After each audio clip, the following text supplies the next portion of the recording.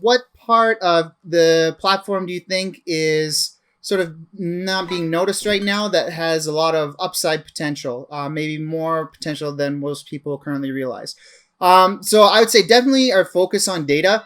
That's not something that's immediately visible to everyone right now because it's all basically being done on the back end and it's not been released yet because we haven't released KeyFi Pro. But once that comes out, you'll see a lot of the work that we're doing on data still. This is goes beyond just like traditional price data and volume data and stuff like that. Goes more into also the specific DeFi rate data, as well as sentiment analysis. We're actually placing a pretty heavy focus on sentiment analysis and looking at social signals and stuff like that. Aggregating that data together. And then there's basically two different approaches that we have to data. One of them is data visualization. So that's where, we're talking about like dashboards, charts, graphs, things like that. Things that, you can see and that can help you make decisions. And then the next one is training AI models. So, we're taking all of this data that we're pulling in. We're talking like, historical data as far back as we can go, as many different data points as we possibly can, right? And basically we're creating sort of refined models that will allow us to do types of like a predictive analysis, essentially, right? So one of the first ones that we're working on is for DeFi interest rates.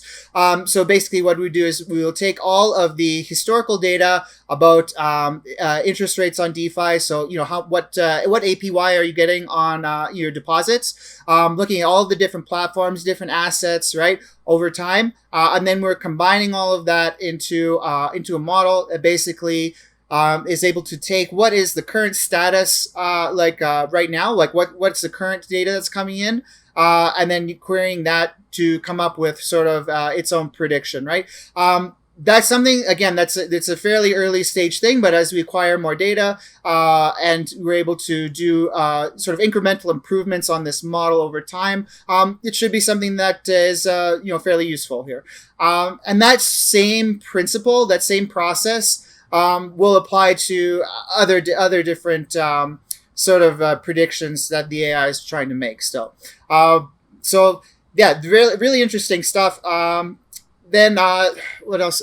We've got also like a curation of data is important too, right? So there's basically ways where we can have it sift through what let's say if like we want to look for new tokens that are coming out, we can basically take in all of these different data about sentiment, social, price, volume, exchanges, all of these different data points, and again train AI models on them and see what it comes up with. Right, early stages.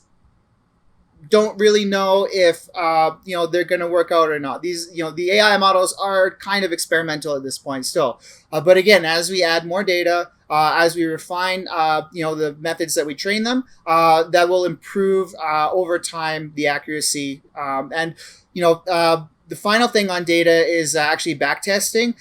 So if anyone's familiar with, sort of like in traditional trading and finance, you want to backtest your strategy to see how it would work on historical data. Well, basically, we want to do the same thing, but go beyond a trading strategy into DeFi and yield farming strategies. And basically, we can also do some historical backtesting on that.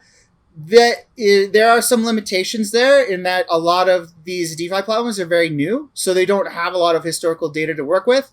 But we're collecting all of that from day one going forward, so that in the future, as we have enough data, we can build something that is useful there, and you can do historical backtesting on DeFi yield farming strategies.